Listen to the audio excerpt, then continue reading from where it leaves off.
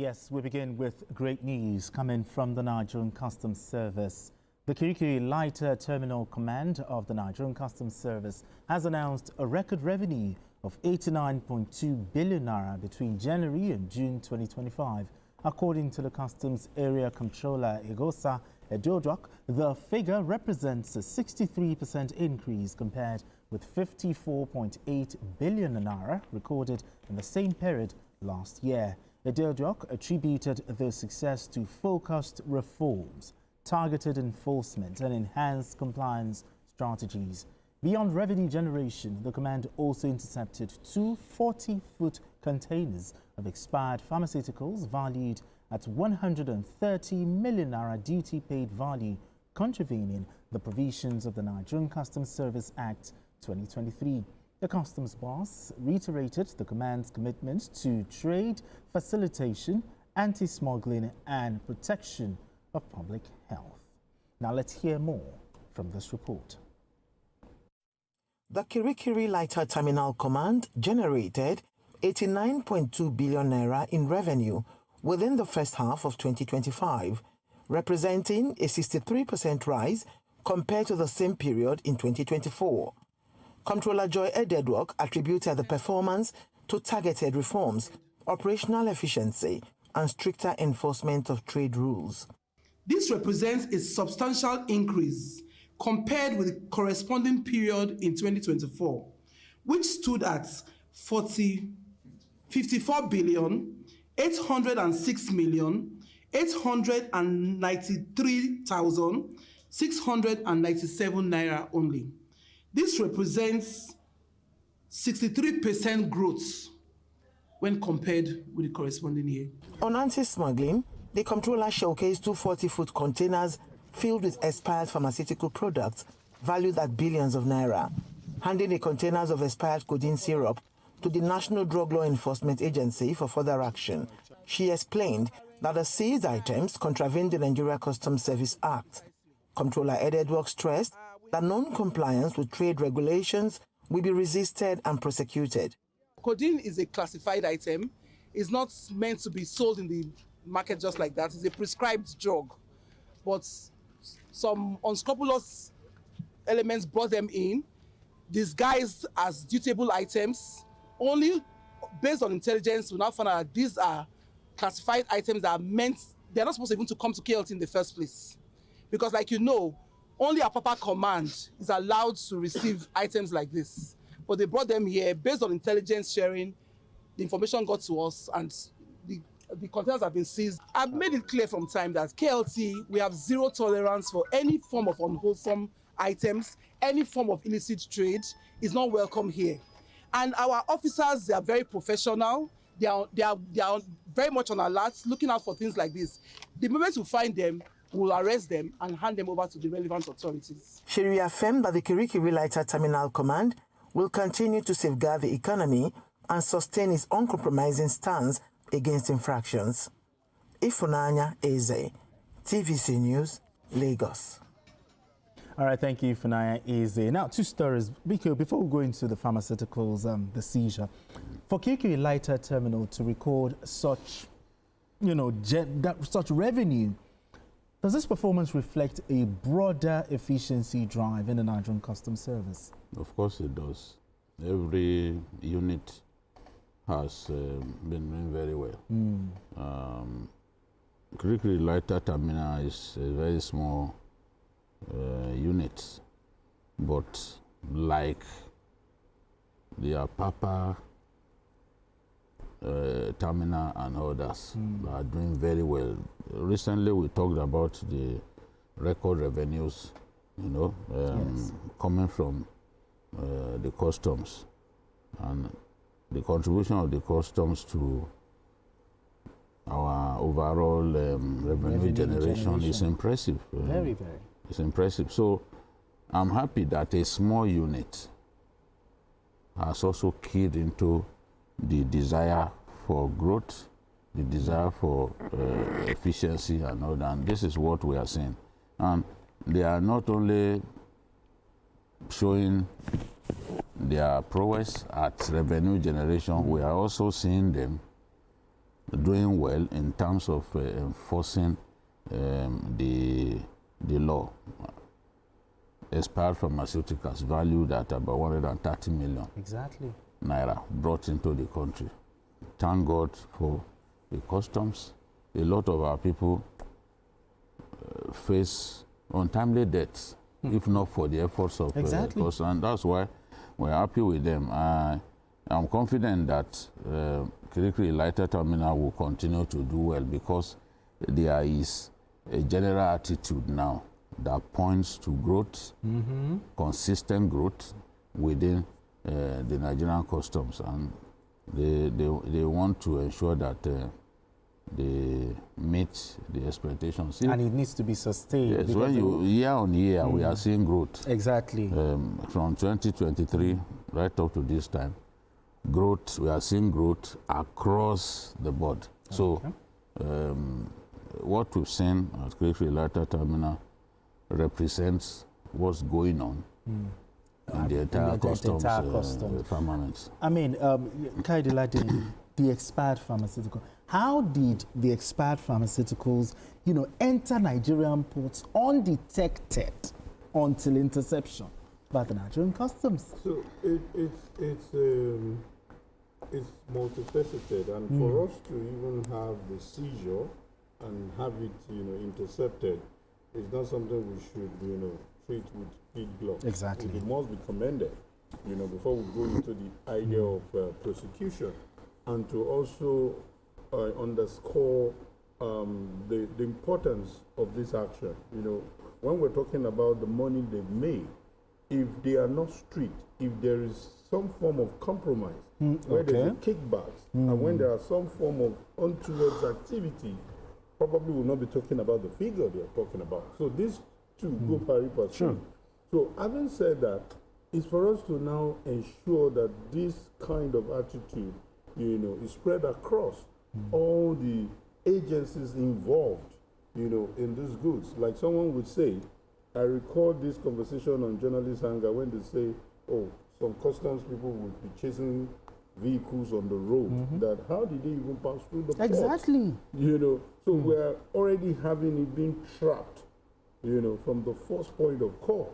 So for me, I think it's a welcome idea. It's something that we should clap our hands, and at the same time, let them know that they need to work with other agencies and go after the culprits, the people behind it, because if we don't have them behind the bars, they might find a way of saying, okay, this time we're lost out. Yes. Let's try it another way. But when they know that they don't just intercept, they don't just arrest, they also put them behind bars. Absolutely. I mean, Mikio, I need you to just chime in on this. Should there be broader collaboration with the Nigerian Customs, NAFDAC, other health agencies to strengthen checks, most especially for pharmaceutical products coming into the country? Yes, of course, there is collaboration in our ports. A good number of security agencies are present. Some people even believe that there are too many. EFCC, all of them ensuring compliance with our laws. So they are present, they work together. They know that they have to work together, and they work together. And I'm sure the NAFDAC DG is proud of her colleagues at the Customs Corps. From time to time, these interceptions are made, which helps her job, because she doesn't then have to go into the markets to do the job of ensuring compliance. Once these guys are intercepted at the ports, the ports are our first point of the first point of entry into any country. So especially we're talking about goods. Once they are intercepted at our ports, we have saved a potentially dangerous situation. We have avoided a potentially dangerous situation, because once they get out into the ports, it's difficult to... It becomes difficult. And going into the markets to seize these things can be potentially dangerous, because markets are crowded. And sometimes they are resisted violently. I mean, the NAFDAC forces, they are resisted violently, sometimes they even try to take their lives. Remember the case of Queen that was yes, fired at. Yes, yes. On but her the bullet headgear. removed her headgear. So it is better that these things are stopped from escaping from our ports. This year and even last year, the customs have made a lot of seizures, even firearms that could eventually land in the hands of bandits, criminals and even political thugs. So we need to do everything to strengthen the customs, make technology available to them that can help their work. They need scanners. Okay.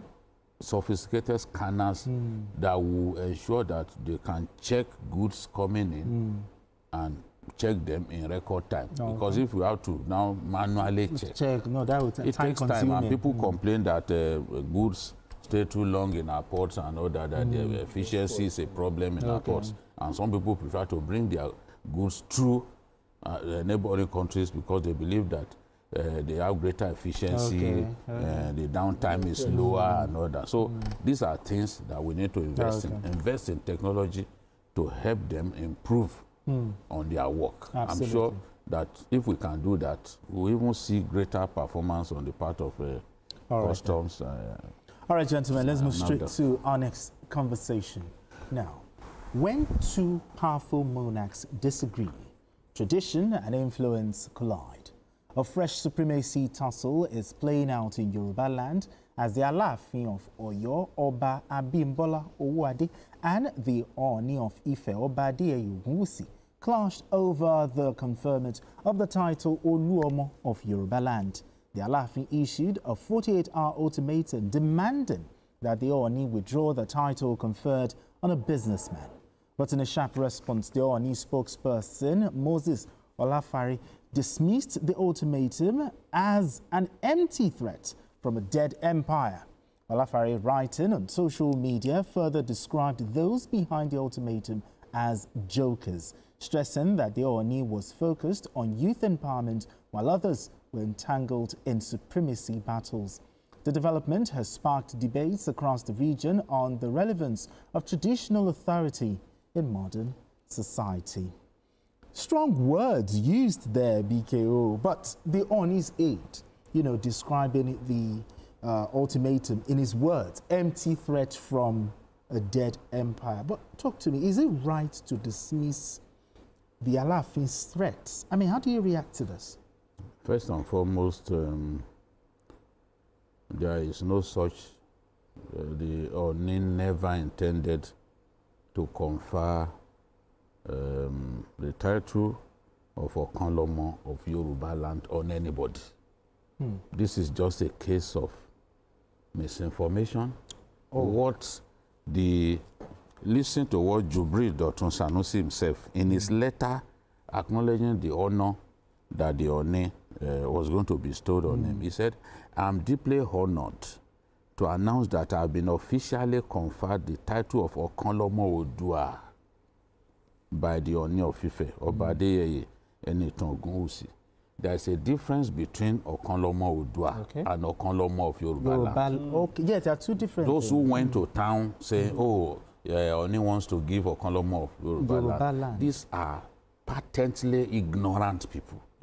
And then you cross problems between two traditional rulers out of pure ignorance.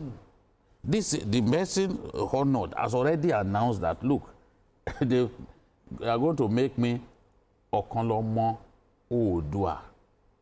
There's a difference between .com and .gov. True.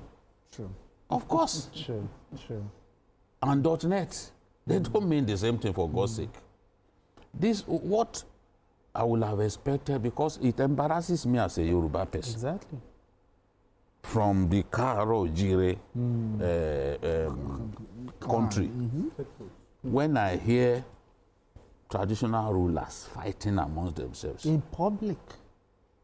This thing has been happening. The supremacy battle is not new. It's one of the reasons they had to split Ọ̀yọ́ and Ọ̀ṣun. So that the Ọọ̀ni of Ifẹ̀ back then and the Aláàfin were constantly tussling. The two of them now have gone to meet their maker. will now have, this one will have its own area of influence, that one. Just for peace. That was IBB's way of solving that problem, created Osun State. That was the military's solution. Now, what I expected the Alaafin to have done was to say, my cousin, I had this, what is going on, he should have sought clarification so that the Oni can explain that, okay, my brother, the story you had is not true, this is what I plan to do. Some time ago, the Ààrẹ Ọ̀nà Kakanfò of Yoruba land, Okay. Gani Adams, conferred Ààrẹ Mayegun on the current Attorney General of Ondo State. Okay. That's Barrister Julo. When the late Alaafin had, because they went to tell the late Alaafin, they are already battling with you for supremacy. Can you imagine? Gani Adams is giving people Mayegun of Yoruba land. He now said, no, we made him Mayegun Ààrẹ Ọ̀nà Kakanfò. Okay, Mayegun or Ààrẹ. Mayegun Ààrẹ Ọ̀nà Kakanfò. Not of Yoruba land. Because in his position as Ààrẹ Ọ̀nà Kakanfò, he is permitted to give people chieftaincy titles in that position that he occupies. So he made him Mayegun Ààrẹ Ọ̀nà Kakanfò. He didn't make him Mayegun of Yoruba land. Once it was explained to the Alaafin, Alaafin later decided to simmer down, and he went on to confer the Mayegun title on his preferred person. So there's no ambiguity. If this thing would have been avoided if the two traditional rulers agreed to talk together. If we are pursuing the same goal, it's a shameful thing. For example, how would people take it if the Emir of Kano, there are two emirs of Kano now, so if either of them decides to face the Sultan of Sokoto and they are exchanging words, how would people, won't some of the people today in Yoruba land, won't they be mocking people of northern Nigeria? Now you see, because of the fact that they didn't have good understanding, they were not patient with one another, people are throwing jabs at Oni. And some people too are throwing jabs at Alaafin.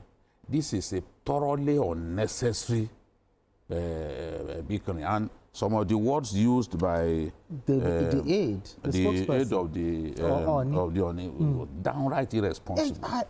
You see, a really sensible person should never talk like that, because when you are saying that an empire is a dead empire, you are insulting all of us without knowing it. Something is wrong with you. You are insulting everybody. Really all because you desire to make a point clear. You can make your point clear without necessarily using such words. I've seen people also comment on the matter and say, no court conferred on the Alaafin exclusive power to give titles. But you see, the Oni was careful. Oni didn't say he was going to make him Okanlomo of Yoruba land. That was not what he said. And the person who got the title himself came out before now to say they made me Okanlomo Odua. He's very careful about. I like the fact that he has not even been given titles anyhow.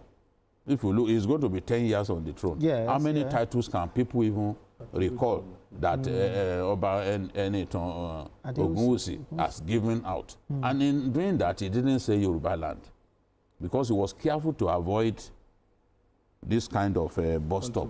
But at the end of the day, it's a different title that people are talking about. There was no time that he gave him economy of Yoruba land. Kakaide, why would the Alaafin react to a fake news?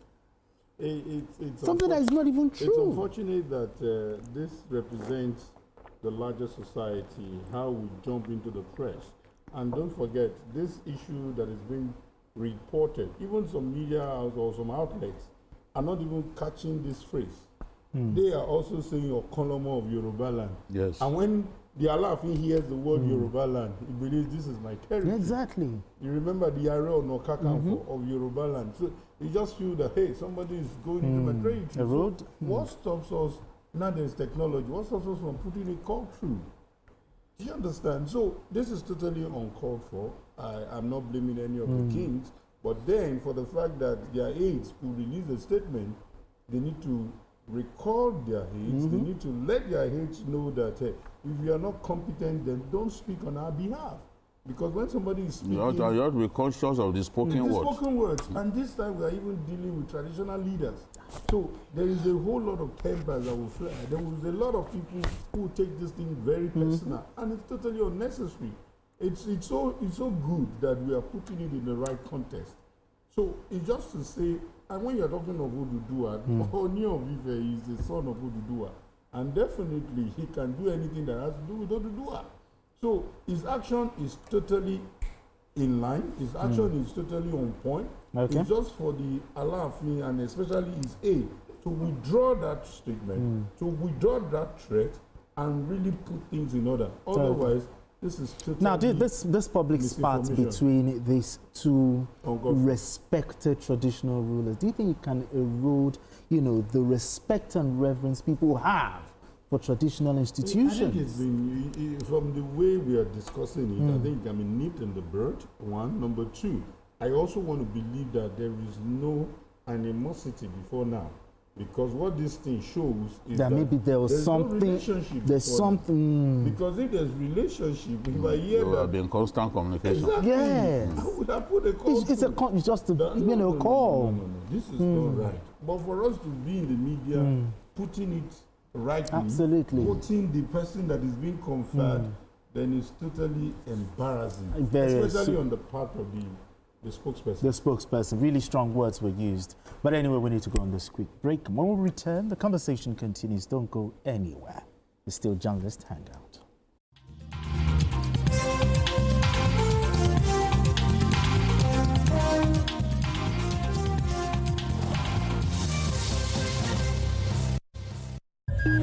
In the beating heart of Owerri, business never sleeps. From sunrise to sundown, the wheels keep turning. And behind the scenes, vision meets action. Governor Hope Uzodima's leadership has turned manifestos into reality, transformations that feels like a miracle. But progress needs peace, and in Imo, it's not left to chance. From land to sky to river deep, Guardians are watching, protecting dreams and opportunity. At Orashi's quiet shore, hydropower is rising, set to energize a growing economy. The change is visible. New roads emerge, industry hums, communities come alive. At the center, a digital revolution. 500,000 young minds trained each year to build the future. As Orashi rises, so does Imo and the hopes of a hard-working people. A new Imo is on the rise. Across Nigeria, one digital platform is changing the game for resellers, business owners, and everyday entrepreneurs who need a trusted source for tech products. Introducing the TD Africa Super App, your gateway to tech products directly from manufacturers. Get access to competitive prices on a variety of products such as computers, phones, consumer electronics, printers, inks and toners, inverter solutions, and many more from brands like Samsung, HP, Huawei, Dell, Zynox. In just a few clicks, scale your business, do seamless trade, track your orders, and maximize profits. Are you ready to join Africa's most powerful reseller network? Join millions of businesses on Super App today and be a part of Africa's digital renaissance. Visit superapp.tdafrica.com to get started. One platform, one purpose, powered by innovation. TD Africa, empowering you. Every year, floods destroy homes, farmlands, and livelihoods across Nigeria. The National Orientation Agency urges every Nigerian to take practical steps to reduce the risk of flooding in our communities. Flooding is preventable. Take action today to protect your home and community. Dispose of waste properly. Keep draining paths clear. Avoid building on flood-prone areas. Report illegal dumping of waste. Participate in community sanitation. Listen for early warning alerts. This message is brought to you by the National Orientation Agency.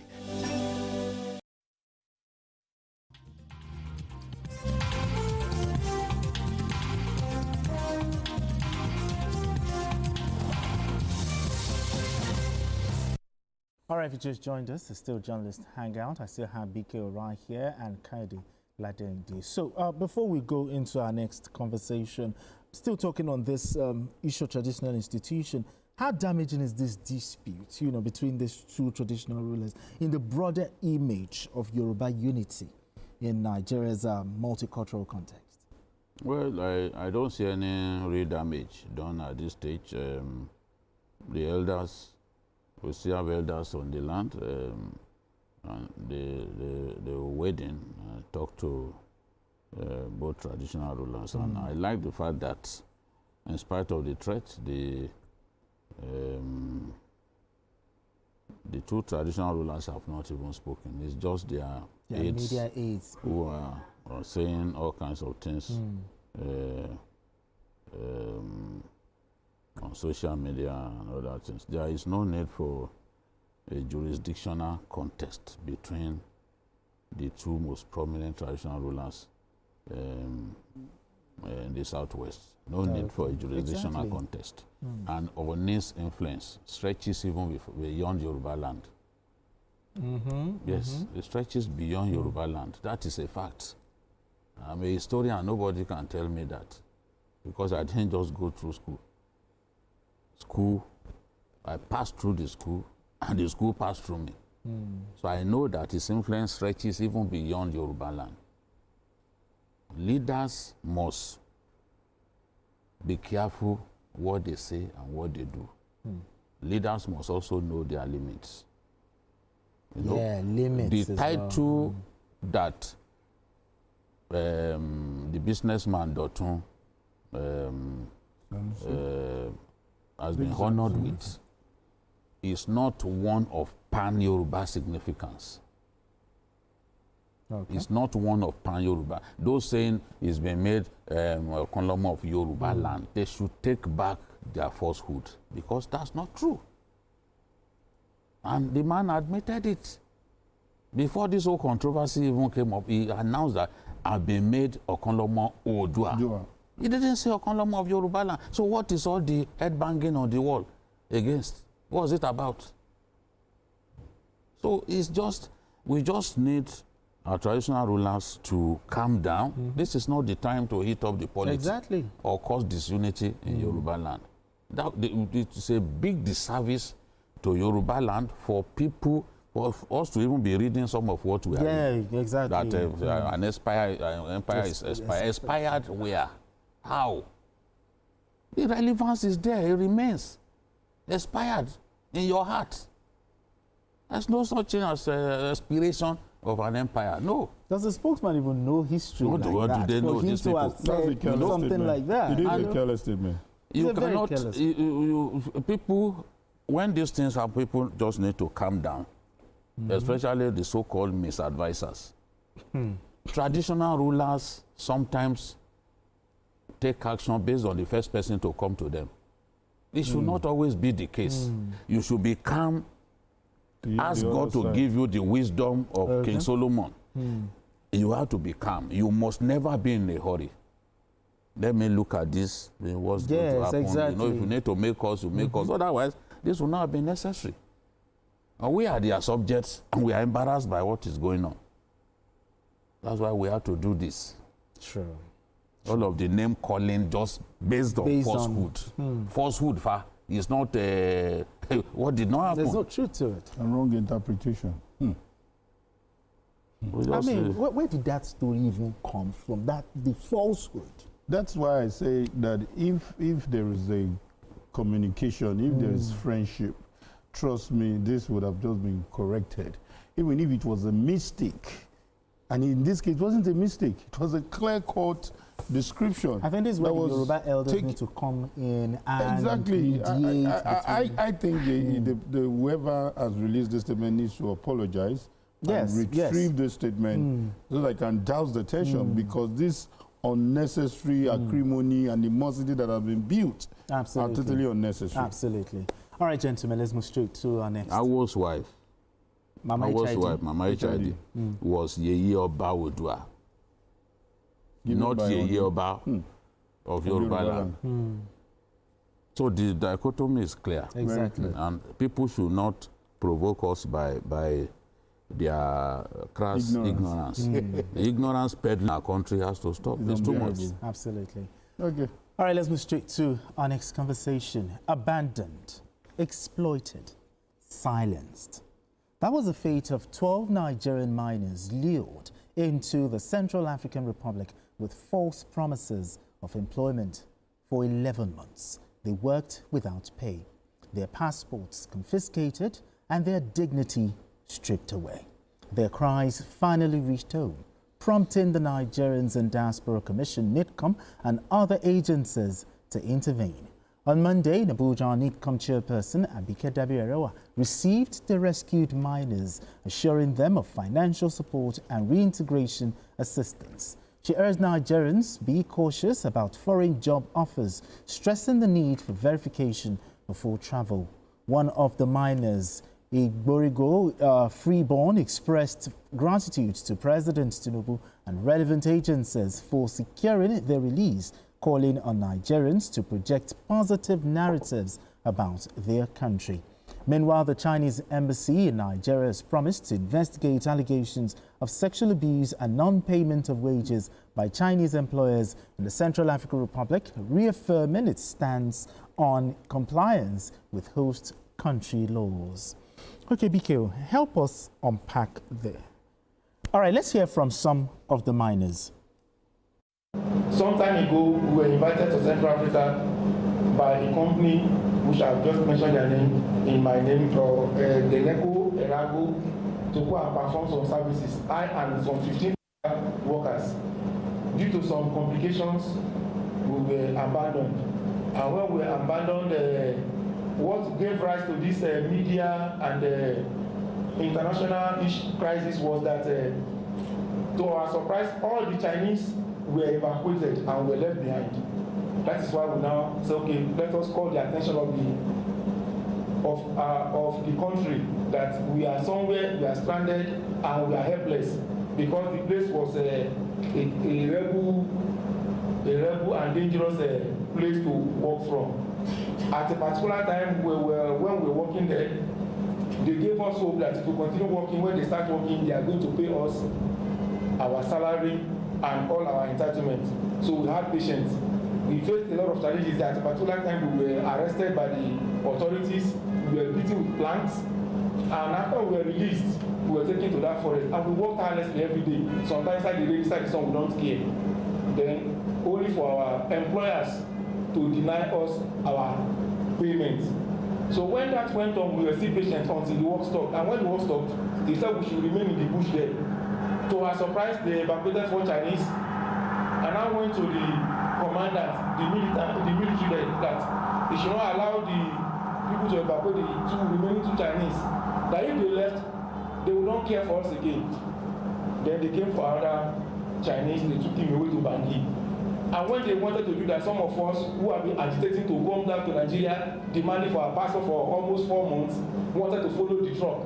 But they were intimidated with rifles and the way soldiers operate. So we have to hang back. Then at the end of the day, they removed the last Chinese. So that is when we said, okay, let us call the attention of our brothers in Nigeria to come to our aid. But some of us were homosexually molested by Chinese. Well, let me repeat it. In St. Where? In Bangui? Yeah, in the site there. The site. And they are in Nigeria now, and they were unjustly relieved of their duty when they complained. I'm talking about 3 Nigerians and 1 Cameroonian. So all these things now, at least if let the activities of these investors at least be investigated sometimes. If not so, if that continues, like what I'm saying, the person that molested this our Nigerian people now has gone back to China. If he goes there, tell his Chinese friends that he can come to Africa, molest them sexually. April, I think March, he paid the first salary, which he gave some people full salary and some people maybe 85%. He said that by next month he's going to pay everything. Okay, the following month he paid full salary. So since then he has stopped. He's not paying. And during that time when we stopped production on the 13th, he evacuated the Chinese. So he now gave us 100,000 CFA. The 12 of us that we should use it to eat. And now asked him that this 100,000 cannot sustain us. He said, there's nothing, okay, this thing, okay. Okay, bring our passport. Even at all, if you did not put visa, bring the passport. Let me have the passport so that I can give all these boys, so that the tension can go down. They will know that you purposely see this passport from us. He said, okay, that we send Amos to bring the passport, this and that, and now call Demola, which is the general manager. I told him now, the situation now is getting out of hand. Please tell Mr. Wu to bring our passport. But why were they holding on to your passport? I don't know. You understand? So I said they should bring the passport, and he said today, tomorrow, this and that. So that was how the passport was withheld. We are happy that our hosts, led by the DG, that's NIDCOM, Nigerians in Diaspora Commission, shares this noble view. Ladies and gentlemen, welcome back. It is a joy to have you here today. We know that the journey you've been on has been challenging, and we want to acknowledge the incredible strength and resilience you have shown in finding your way back home. The cash gift we are here to present isn't just a handout. It's a small token of our belief in you and your future. For confession, I am one of those who used to criticize Nigeria so much. Please let everybody have a change of heart. Nigeria is very, very great. If you have not gone there, Yoruba will say, please,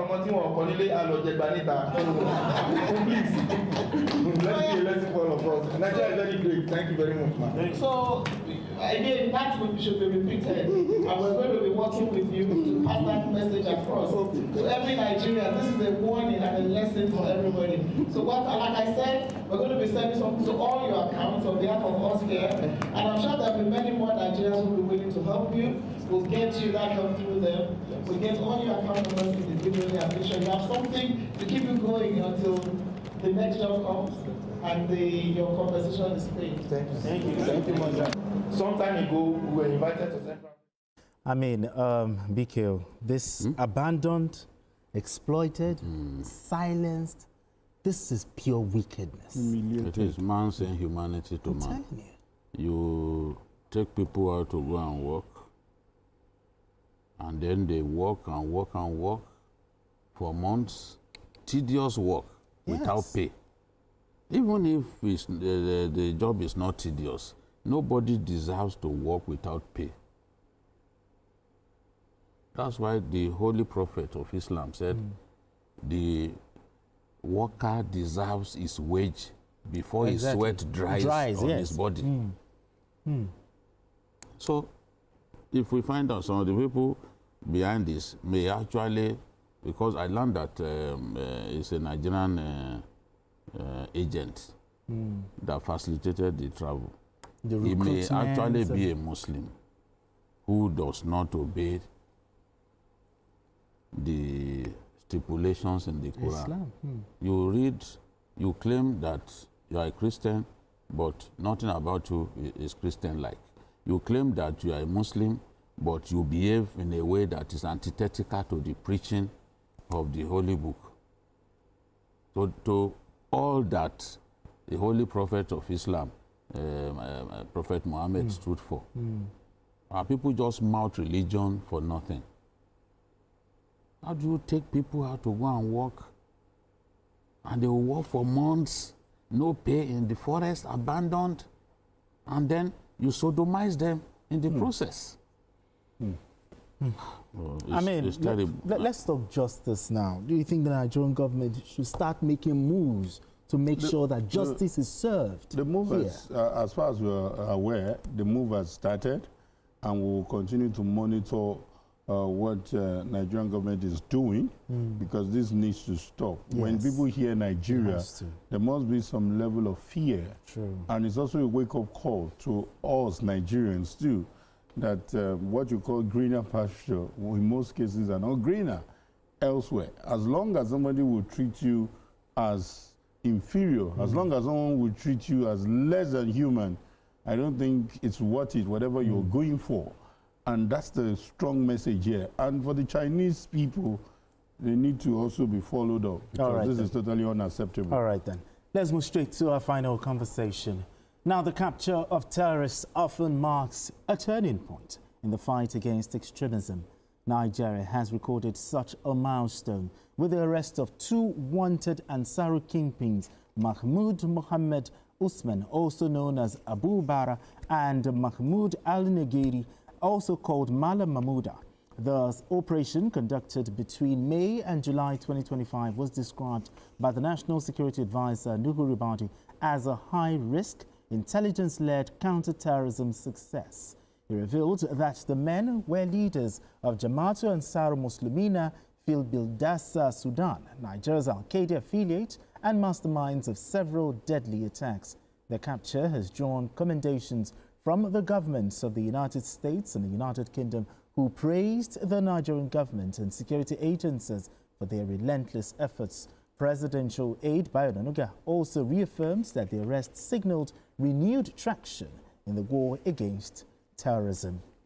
I mean, Kaidi, I'll start with you this time. I mean, the commendation from the US government, the UK government over the arrest of these terror kingpins. Well deserved, right? It is, and it's something to let us know that when we criticize some of our security agents, it's for them to have this kind of accolades. Absolutely. It's for them to know that we're protected, and the evil, you know, that is being perpetrated by these terrorists, leave a big scar on us as a nation. So for me, it's quite intriguing to know that a lot is being done, and that's one of the things we'll look forward to. Let us have results before you go into the media. Stop threatening these terrorists only for us to hear that they've killed our people. Yes. But continue with intelligence-driven moves, and let us get these people captured, and let us hope that this would, will have a deadly blow on the cartel army, whatever ring that they have. So for me, I think it's a good one, and let's also have more, more of this celebrated stories. Like this. I mean, Biko, does this recognition, signal a shift in international confidence in Nigeria's counter-terrorism strategy? Yes, it reinforces their confidence in our capacity to get the job done. It also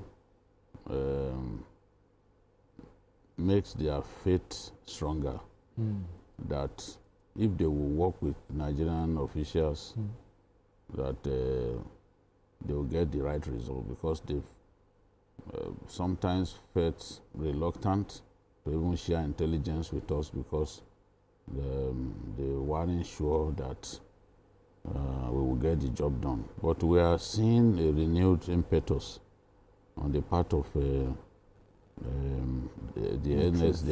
NSA's office. For example, Nuhu Ribadu was not given a chance. He was dismissed. Oh, he's a policeman. He's not going to do the job. But no matter how we look at it, No Ribadu has done a tremendous job. Yes, bandits still operate in some parts of our country, but the situation is much better. And I can tell you, I traveled from Makurdi to Vandekia without a single security man. And that's a journey of about, the road is not good, a journey of about 4 hours. I traveled in Benue State. From Makurdi to Vandekia, by the grace of God, I was not accompanied by a single policeman, not to talk of a soldier. You know? So, even in Benue, the local governments where you have so much problem, they are just about 4. 4. Yes. Just about 4 in a state with more than 20 local governments. So there's significant improvement. There's significant improvement. A lot of people, when there are pockets of attacks here and there, they make it look like, oh, it is everywhere, because they have agenda. Look at even Borno State. Some time ago, there was so much noise about Borno. When was the last time that you heard of a major attack? So these people, we will defeat them. I'm confident we will defeat them or bring down the activities drastically. Yes. Look at even the son of the founder of Boko Haram. Yes, you know, Yusuf, the Chadian forces have arrested him, and they are going to hand him over to Nigerian officials if they've not already done that. So, no, Ribadu and his people are doing a good job. I've said it not once, not twice, because this is the truth. This is the truth. Let's not forget the effort of the DSS as well. Yes, so the DSS, you know, because he is the coordinator. Okay, the coordinator of all the security. That's why I mentioned it. Yes, you know, so I'm not taking away credit from other people. They deserve it. The DSS, especially in the last few months, the DSS has risen to the occasion. Exactly. You know, and they are getting the job done. That is what we want to see. Sure. No one is saying there will not be attacks anymore, but come on, I can tell you that there is significant improvement. Somebody was asking me that, you went to Brenengwari, you said there is you claimed. I said, no, I didn't claim. I stood there. You saw me walking around. And at a point, I abandoned the soldiers. I was moving, just myself and the chairman, we were moving around the town without security. I said, I didn't claim. I was there. Don't say I claimed. I was there. You saw me. I shot videos. And in the past, even soldiers will fear to go to Brenengwari. In the past. During the last election, politicians were refusing to go and campaign there. Asiwaju went in the night to go and campaign there. And Brenengwari was one of the 2 local governments in the whole of Kaduna State that Asiwaju won. Because Asiwaju was well beaten in Kaduna State, but he won Brenengwari because he visited them. He visited them. And it was in the night he showed up there. So they didn't forget in their time of trouble. So this is the thing. We have to say these things. Absolutely. There is improvement. Yes, we must continue to work. Yes, but there is improvement. But the issue of the improvement, we should keep talking about. And I think the underlying message is what BKO is highlighting. The fact that if you watch that press briefing, you will have all these security chiefs there and also the IG. Yes. It's a collaborative effort. Absolutely. It's a collaborative. They are working hard together. Yes. We want to give them credit, and whatever they need, the president is also doing. Exactly. Give them the tools. I know that the president is giving them the tools that they need. We will defeat the enemies of the Nigerian state. It's just a matter of time. Absolutely. And governors too have to play their role. Because it all seems now that, everything is on federal. But when the subsidy was removed, everybody benefited. Even governors too are benefiting. Governors know now that they've been able to achieve in just 2 years what they didn't achieve in 4 years. At least a governor, the governor of Kwara told me this. This is not all right, fake news. It's a fine place for us to leave it. BKO, thank you so much. Thanks. For setting the record straight. Thank you so much. Appreciate you. So proud to have you. Kaidi Ladidi, thank you so much. For always a pleasure. Appreciate it. And that's all on Journalist Hangout today. You can watch the repeat broadcast of this episode tonight At 11, join us on Sunday from 1:30 to 3:30 p.m. for Journalist Hangout on Sunday. We are on YouTube at youtube.com/TVC News Nigeria. I am Benga Oreshegun. Bye for now, and God bless Nigeria.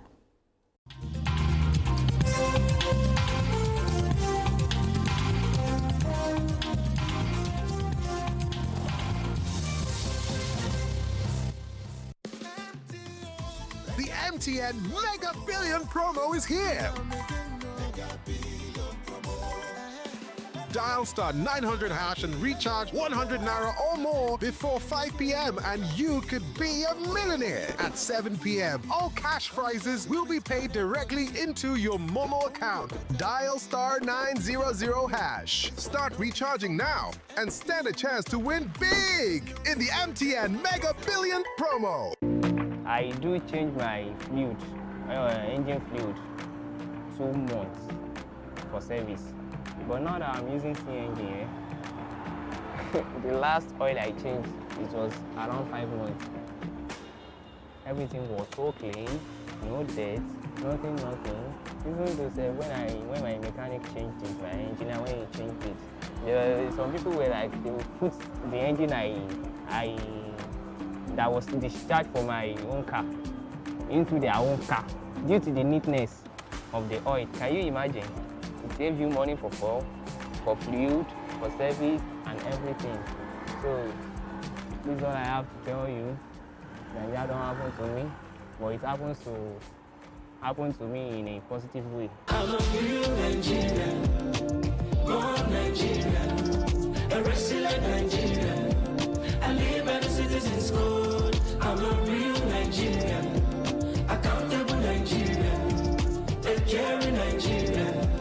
I live by the citizens' code. I'm a real Nigerian, born Nigerian, a resilient Nigerian. I live by the citizens' code. I'm a real Nigerian, accountable Nigerian, a caring Nigerian. I live by the citizens' code. I'm a real Nigerian, accountable Nigerian, a caring Nigerian. My name is Uthman Ademola. I'm one of the Nigerian citizens that government did a huge favor of using natural compressed gas, CNG.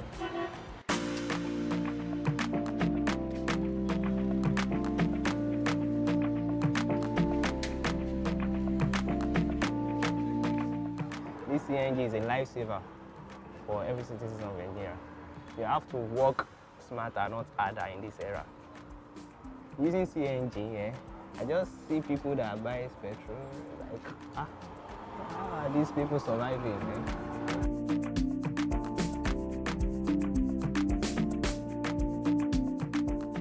The last time I went to Lagos, I spent, using petrol, I spent around 30,000 naira to and fro. When I used CNG, could you believe I didn't use up to 7,000 naira? Imagine. Deduct 7,000 naira from 30,000. How much does it save you? I'm a real Nigerian, born Nigerian, a resilient Nigerian. I live by the citizens' code. And talking about the engine performance, my engine is super clean. I'm telling you, super clean. It was free of charge.